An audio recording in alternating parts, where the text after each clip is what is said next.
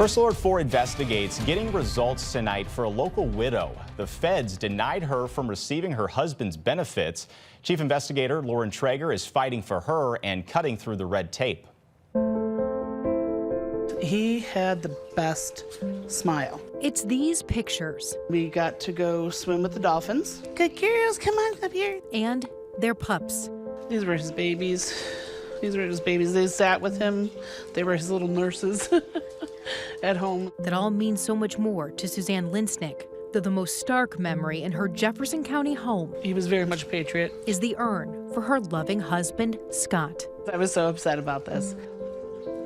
I think every night I cry. In October, Scott Linsnick passed away after a prolonged battle with breast cancer. He was a fighter. He was a warrior. Scott had recently retired from the U.S. Marshal's Office, a dedicated public servant for decades. Right after he passed, she informed the government, expecting his retirement payments to stop and survivor benefits to start. No paperwork came. Called again. Different guy. Said he's not in there as being dead. In fact, Suzanne says she was told there was a delay in the federal agency's mailroom. So she's like, yeah, I'm sorry, we're just really backed up. We're just starting to pay out the people who died back in March. Of 2023. Of 2023. A shocking statement, she said, meaning she wouldn't have money she'd hoped to live on. Is that acceptable? No, it's not acceptable. And like I said, that's where it's going to start making me upset. Because if they're doing it to me, how many other people are they doing this to? That's why I reached out to you. You know, I saw that you get it done. So that's exactly why we set out to try to get her some answers. It's the federal agency Office of Personnel Management that assists the millions of federal employees with their retirement benefits. We reached out to them and they told us that while some cases take about 45 days to process, others they acknowledge are taking a little bit longer. Though they declined to talk on camera after we reached out to them, they sent us a statement saying, quote, Suzanne should have been contacted by our team and her survivor benefits are active.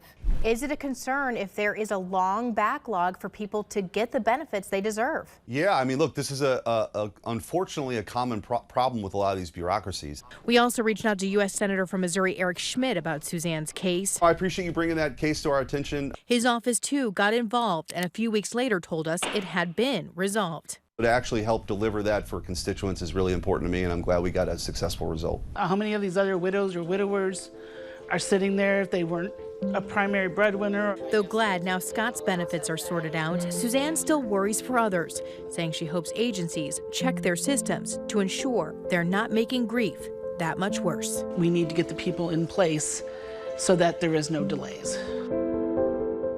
The Office of Personnel Management says they continue to work on improving federal retirement services. We've got more information about that on our First Alert 4 News app. But we've also tracked other long delays for services at other state and federal agencies. If you've got an issue you want us to look into, email us at investigates@firstalert4.com. I'm Lauren Traeger, First Alert 4 Investigates.